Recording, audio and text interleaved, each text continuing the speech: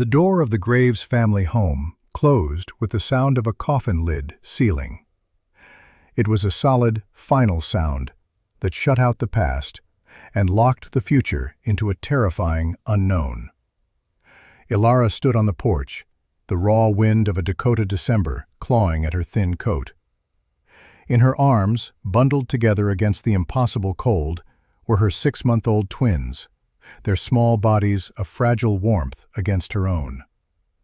The air was so frigid it felt like shattered glass in her lungs, a temperature the old trappers called -35 and falling.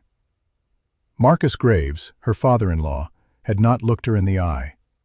He had pressed a small, worn leather pouch into her hand, its contents a paltry collection of coins that rattled with a sound of dismissal.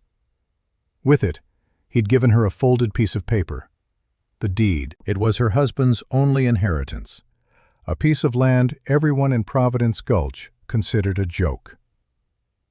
"Your husband, my son, was a dreamer," Marcus had said, his voice flat and hard as frozen earth. "This is his dream. It is yours now. The house belongs to my blood." His meaning was clear. Her children might be his blood, but she was not. She had nothing. The clothes on her back, the twins in her arms, $27 in the pouch, and the deed to a forgotten hay barn on a wind-swept hill 2 miles north of town. The community of Providence Gulch watched from behind frosted windows. She could feel their eyes, a mixture of pity and a certain grim satisfaction that the natural order of things was being restored. A widow without a man was a loose thread, and the town preferred a tidy weave. Ilara did not cry. Tears would freeze on her cheeks and offer no comfort. Instead, a cold, hard resolve began to form in the pit of her stomach, a single point of heat in the encroaching frost. She would not beg. She would not take the stagecoach east and become some laundress in a bustling city. She turned her back on the Graves house, on the entire town, and walked toward the Mercantile, her boots crunching on the snow-packed street. The weight of the twins was a dull, constant ache, but it was also a reminder of why she could not fail. The journey to the land was a battle against a relentless enemy. The wind was a physical force that shoved and tore at her, seeking any gap in her clothing. The 2 miles felt like 20, each step a monumental effort. The cold was a predator, sinking its teeth into her bones. The twins, blessedly, slept through most of it, their shared warmth and heavy bundling a small mercy. She had spent her last dollars at Gable's Mercantile not on a ticket out, but on a small, cast-iron stove, a sack of nails, a good axe, and a bag of salted pork and flour. Mr. Gable had shaken his head slowly, his expression one of deep, condescending pity. "A stove won't do you much good in a barn, missus," he'd said. "The wind will steal the heat before it's even born. You're better off taking a room at the boarding house for a week and thinking on your future." She had simply nodded, paid her money, and hauled her new life on a small sled she'd also purchased. When she finally saw it, her heart sank. The barn was worse than a joke. It was a skeleton. A vast, graying structure leaning against the relentless push of the wind, its siding warped and missing in great patches. The roof sagged in the middle, heavy with snow, looking as if one more strong gust would bring the whole thing down. This was not a shelter. This was a tomb waiting to happen. For a single, terrifying moment, she understood what the town believed. She had come here to die. Despair washed over her, cold and numbing, a deeper chill than the wind could deliver. Her knees felt weak, and the stinging in her eyes was the closest she had come to tears. The town was right. Her husband was a fool, and she was a bigger one for following his ghost. She forced herself forward, pulling the sled, her body screaming with effort and cold.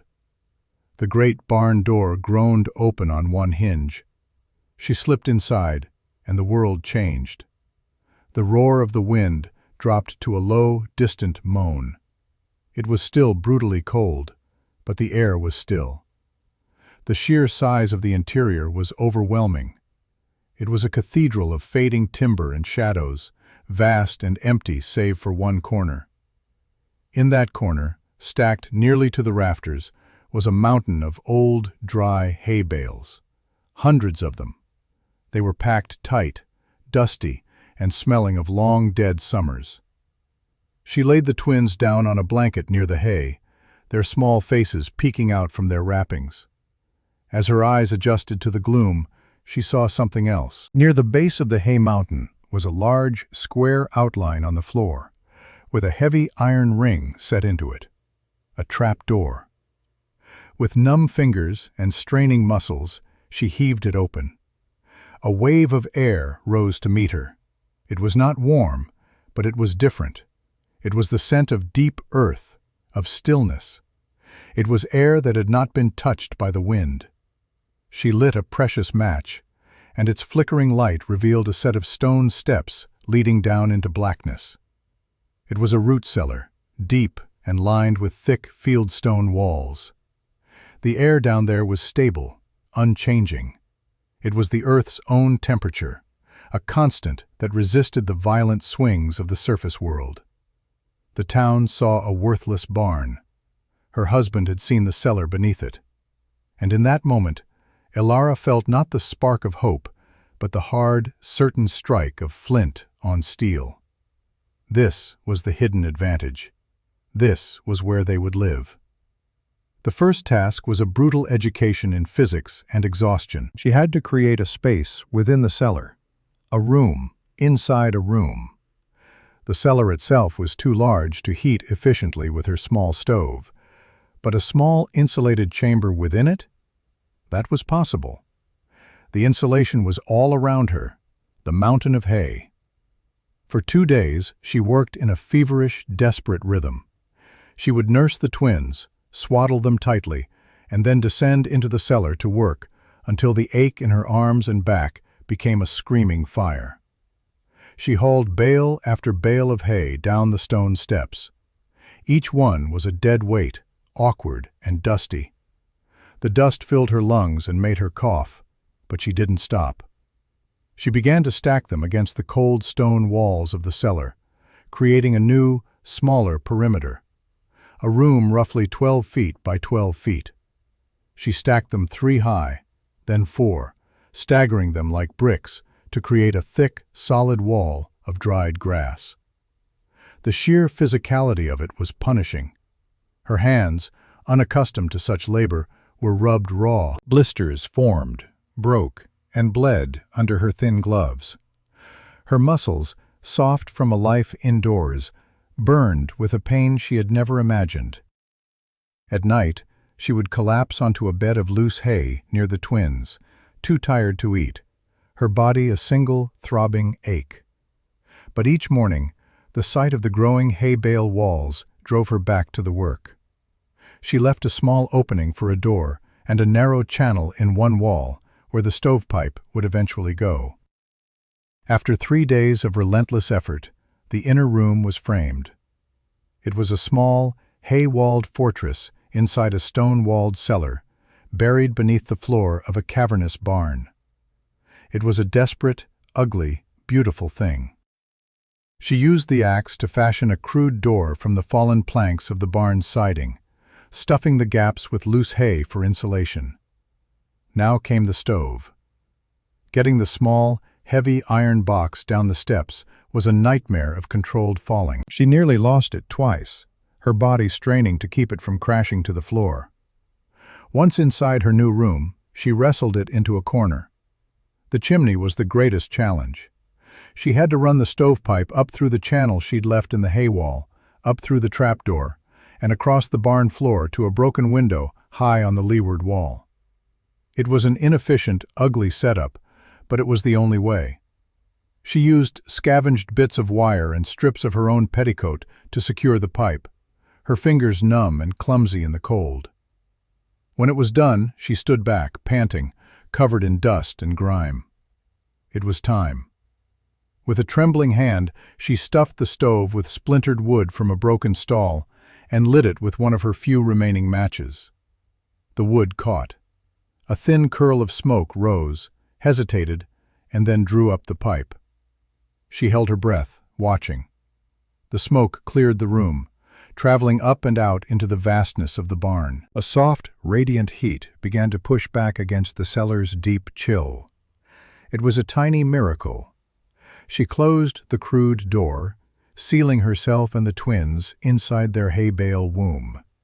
The temperature inside the small room began to rise, slowly, steadily, from a brutal -20 inside the barn to a bearable 30 degrees in the cellar, to a life-saving 50 degrees inside her small, hay-walled room. She unwrapped the twins, their faces pink and healthy. She had done it. She had built a bubble of warmth in the heart of an impossible winter. Survival, she learned, was not a single act of creation, but 1,000 acts of maintenance. The small room was warm, but it was not yet a home. She needed more than just shelter and heat. She needed systems. Water was the first. Every day, she would venture out and fill a bucket with clean, white snow, then bring it inside to melt on the stove. It was a constant, tiring chore, but it provided clean water for drinking, for mixing the twins' small rations of flour into a thin gruel, and for washing. Food was a looming terror. Her small supply of salted pork and flour would not last forever. She needed a source of renewable food. That meant a trip back to town. The thought filled her with dread, but it was necessary. Leaving the twins alone, even for a few hours, was unthinkable. She fashioned a sling from a heavy blanket, strapping one to her chest and the other to her back. They were a heavy, precious burden. She stoked the fire, sealed the room, and began the long walk back to Providence Gulch. The town's reaction was worse than she had imagined. When she walked into Gable's Mercantile, the half-dozen men gathered around the pot-bellied stove fell silent.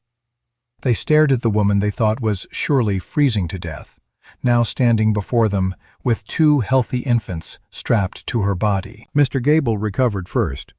"Well, I'll be," he said, a note of genuine shock in his voice. "Still with us, are you?" "I need supplies," Elara said, her voice quiet but firm. She ignored the stares. "I need 2 laying hens. And a goat." A low chuckle went through the men. A goat, in the middle of winter, for a woman living in a derelict barn. The absurdity of it was thick in the air. "Ma'am," Gable said, leaning on his counter, adopting the tone one uses for a slow-witted child. "What in God's name are you going to do with a goat? It'll freeze solid before the sun sets." "I'll need a milking goat. A pregnant one, if you know of any," she insisted, her gaze unwavering. She would not let them see her doubt. She would not let them break her. The story of her purchase spread through the town like a winter fever. The Barn Witch, they started calling her, or Hay Bale Elara. They pictured her up on that hill, chanting over a frozen goat, slowly losing her mind. The mockery was a weapon, meant to drive her out, to force her to conform, to admit defeat. But Elara did not hear it. She was too busy leading a stubborn pregnant goat named Beatrice and carrying 2 squawking chickens in a crate back through the snow. The journey back was an epic of its own. The goat resisted, the chickens complained, and the twins grew heavy. But she made it. She led the animals not just into the barn, but down into the cellar. She built a small pen for them in the corner of the cellar, outside her hay bale room, using more broken planks. The animals were now part of the system. Their body heat added to the ambient temperature of the cellar. Beatrice, the goat, provided a cup of rich, warm milk every morning, a godsend for the growing twins. The chickens, nestled in a hay-lined box, began to lay an egg every other day. Each egg was a treasure, a perfect package of protein and fat. She had done more than survive. She was beginning to build a life. To complete her small, subterranean world, she created a garden. It was a desperate, hopeful act. She hauled buckets of the rich, dark earth from a sheltered corner of the barn floor, soil enriched by decades of decaying hay. Down in the cellar, she built shallow wooden boxes and filled them with this soil. Using the last of her money from a secret pouch her husband had given her, she had purchased seeds from Gable: carrots, potatoes, hardy greens. In the dim, constant light of her lantern and the stable, cool temperature of the cellar, things began to grow. Tiny green shoots pushed up through the dark soil, a defiant splash of life in the dead of winter. It was a slow, meager garden, but it was hers. Her world shrank to the size of the barn. Her days fell into a steady, monastic rhythm.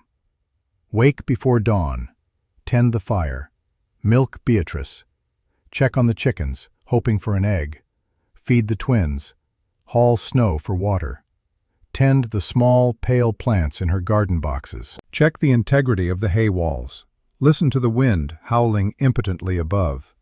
Her only companion besides the infants and the livestock was a scruffy dog that had wandered up to the barn one afternoon, half-starved and shivering. She had shared her own meager portion of salted pork with him, and he had never left her side. She named him Ghost for his pale fur and silent way of moving. He was a warm body at her feet at night and a vigilant pair of ears.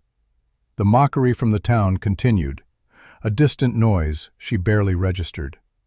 One day, a hunter named Brant, known for his arrogance, rode up to the barn. He didn't dismount. He peered at the structure, a smirk on his face. "Heard you were raising chickens in a snowbank, Elara," he shouted over the wind. "Town's taking bets on how long till you and the Barn Witches' Zoo freeze over." He laughed, a harsh, barking sound that was snatched away by the wind. She watched him from a crack in the barn door, her face impassive, and said nothing. Her actions would be her only reply. A smaller test came before the great one. A pack of wolves, driven by hunger, caught the scent of the animals.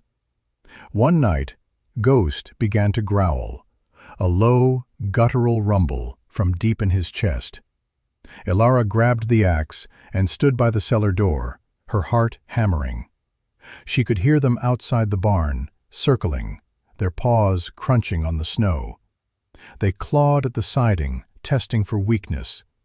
But the old timbers held, and the scent of their prey was maddeningly out of reach, buried deep within the earth.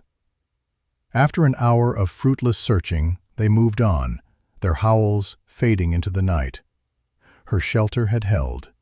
The systems were working. She was alone, but she was not helpless. She was the sovereign of her small, warm, underground kingdom. Then, in the third week of January, the sky turned a strange, bruised purple, and the wind fell silent. An unnatural stillness settled over the land. The old-timers in Providence Gulch knew the signs. This was the calm before the breaking of the world. The blizzard that followed was not a storm. It was an act of war. It came screaming out of the north, a solid wall of white that erased the line between earth and sky. They would later call it the White Hurricane of '83. The wind did not howl, it shrieked, a high, thin sound like tearing metal. Snow did not fall. It flew horizontally, sharp as sand, piling into drifts that buried fences and climbed the walls of houses.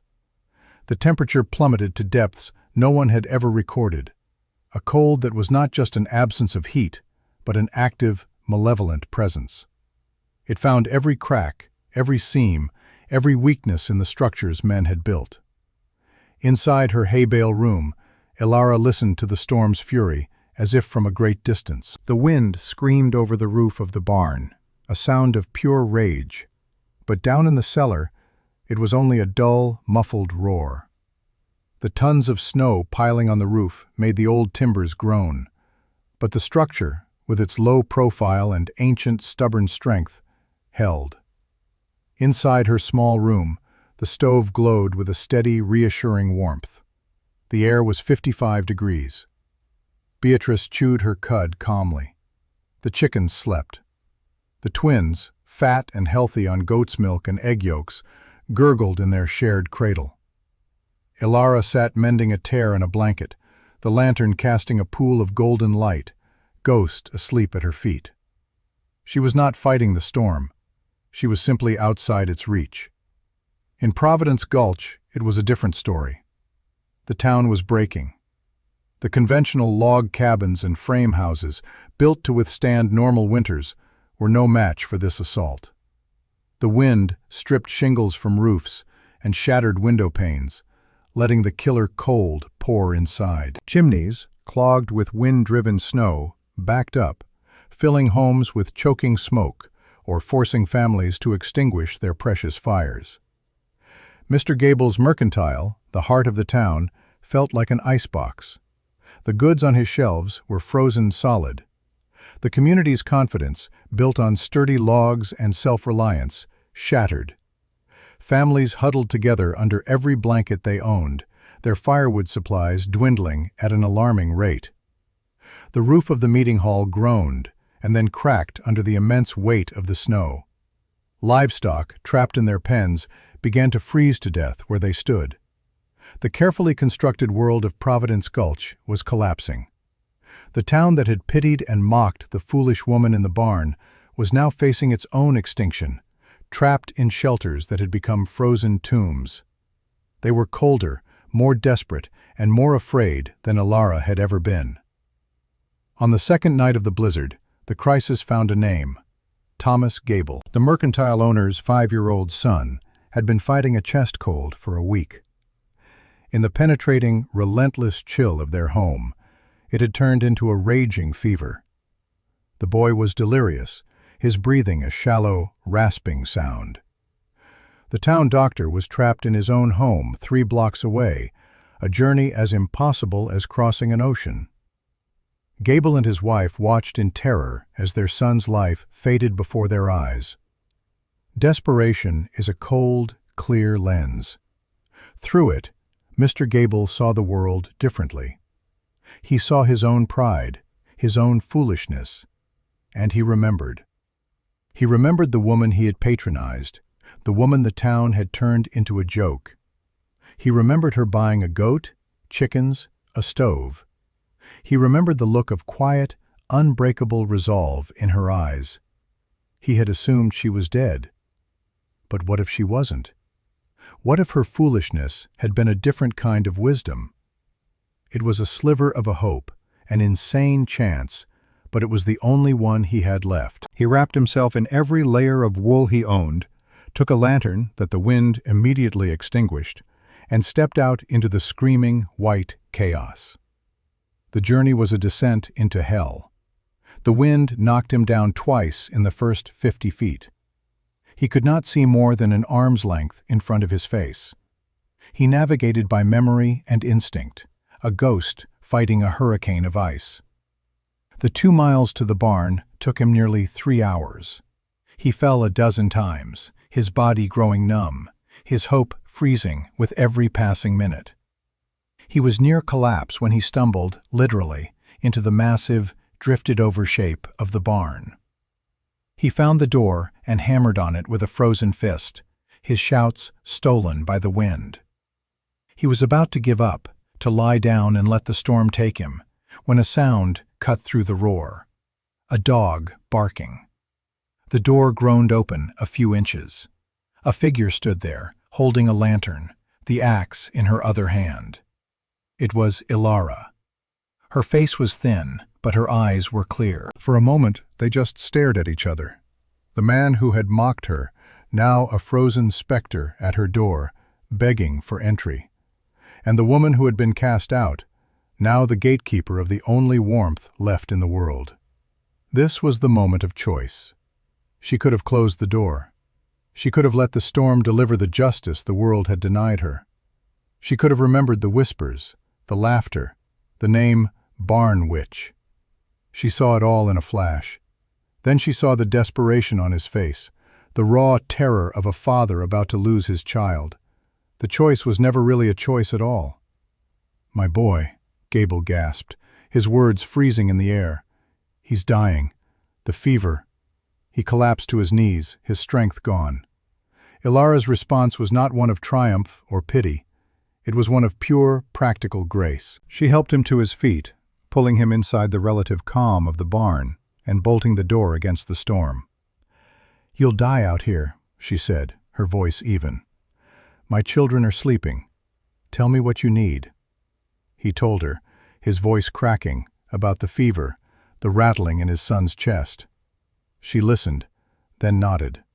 She disappeared down the trap door, returning a moment later with a small jar of rendered chicken fat mixed with pungent herbs. It was a remedy her grandmother had taught her. She also brought a bottle filled with warm goat's milk. "The fat is for his chest," she said, pressing them into his hands. "Keep him warm. The milk is for strength. Now go. Your son needs you." She loaded a small sled with precious split firewood from her own small pile. "And take this. Your fire is likely out." She did not ask for payment. She did not demand an apology. She simply provided. The journey back was just as brutal, but Gable was now fueled by a desperate, burning hope. He made it. He applied the salve to his son's chest, forced sips of the warm milk between his lips, and used Ilara's wood to restart the fire. By morning, the boy's fever had broken. His breathing was easier. He was going to live. When the blizzard finally ended, 2 days later, a stunned and shivering Providence Gulch emerged into a changed world. The town was battered, half-buried, and humbled. The first person Mr. Gable went to see was not the doctor, but Brant, the hunter. He gathered a small group of the town's leaders, and then, with a sled loaded with blankets and food, they made the journey to the barn on the hill. When Ilara opened the door to their knocking, she saw 6 of the town's most important men standing there, their faces grim. For a moment, she thought they had come to finally drive her away. Gable stepped forward, his hat in his hands. "Ma'am," he said, his voice thick with an emotion she couldn't place. "My son is alive because of you. We were wondering if we might see how you've managed." She hesitated, then nodded, stepping aside. They entered the vast, cold space of the barn, their eyes wide. Then she led them to the trap door and gestured for them to descend. One by one, they climbed down the stone steps. What they saw stunned them into silence. The warmth hit them first, a soft, enveloping heat that felt like a fantasy. Their eyes, accustomed to gloom and frost, struggled to comprehend the scene. A small, tidy room built of hay bales, a glowing stove, 2 healthy, sleeping babies in a cradle. In the larger cellar space, a goat and chickens, calm and alive. And in wooden boxes, the impossible sight of green things growing. They stood there, these proud, practical men, and stared. They looked at the simple, ingenious systems she had built. The hay bale insulation, the sheltered animals providing milk and eggs, the subterranean garden. They could not reconcile this warm, ordered, living world with the derisive image they had held in their minds. This was not the work of a madwoman. This was the work of a genius. Gable was the first to speak. He looked from the sleeping twins to Ilara, and his face was a mask of profound shame and awe. "We were wrong," he said, his voice quiet but carrying in the still air. "We called you a fool. We laughed at you. My God, He shook his head slowly. We were the fools. Brant, the hunter who had mocked her openly, could only stare at the chickens. He had lost his own flock. Every single one had frozen. He looked at Alara, and for the first time she saw respect in his eyes. "How?" was all he could manage. Alara did not say, "I told you so." She did not recount their insults or her hardships. Her victory was so complete, so absolute, that it required no emphasis. She simply offered them the greatest gift she possessed. "There is hot broth on the stove," she said quietly. "You look cold. Sit. Eat." Her grace was more humbling than any rebuke could ever have been. She had not just built a shelter. She had forged a character of iron and compassion. The story of what the men found in the barn spread faster than the news of the storm's end. It became a local legend overnight. The woman they had cast out had not only survived, she had triumphed in a way they could barely understand. In the weeks that followed, the town's relationship with Alara transformed. They no longer came to her hill with pity or scorn, but with respect and with questions. They came with sacks of flour and sugar, not as charity, but as trade for a dozen eggs. They came to ask how she had built her hay walls, how she had vented her stove, how she grew greens in the dark. The name Barn Witch was never spoken again. Instead, they began to call her settlement the Founder's Place, or simply Alara's Hill. The principles of her design began to change the way Providence Gulch saw the world. People started reinforcing their own homes with hay bale insulation. Root cellars were no longer just for storage, they were seen as potential winter shelters. The town had been built on the idea of fighting the winter, of meeting its force with the brute force of thick logs and roaring fires. Alara had taught them a different way, not to fight the cold, but to step outside of its reach, to use the earth's own constancy as a shield. Her barn became a landmark, a testament to what one person could build when stripped of everything but their own will to endure. Travelers carried her story to other towns, and the legend of the widow who built a warm room inside a frozen barn became a piece of frontier lore. She never moved back to town. She expanded her home, improved her systems, and raised her children in the quiet, windswept world she had made her own. The Graves family, shamed by her success and the town's newfound reverence for her, eventually sold their home and moved away, unable to live with the constant, silent reminder of their cruelty. Years later, as an old woman, Alara would sit on a bench outside her sturdy, expanded home, the once skeletal barn now a part of a thriving homestead. Her children, grown and with families of their own, lived nearby in homes built on the principles she had discovered. She would watch the sun set over the rolling hills, the wind still blowing, but it was no longer an enemy. It was just the sound of the world turning. She had been given nothing but a worthless piece of land and the scorn of her neighbors. From that, she had built not just a shelter, but a legacy. It was a legacy not of wealth or power, but of a quiet, unyielding strength, of the profound wisdom in seeing value where others saw only waste, and of the moral courage to offer warmth to those who had left her in the cold.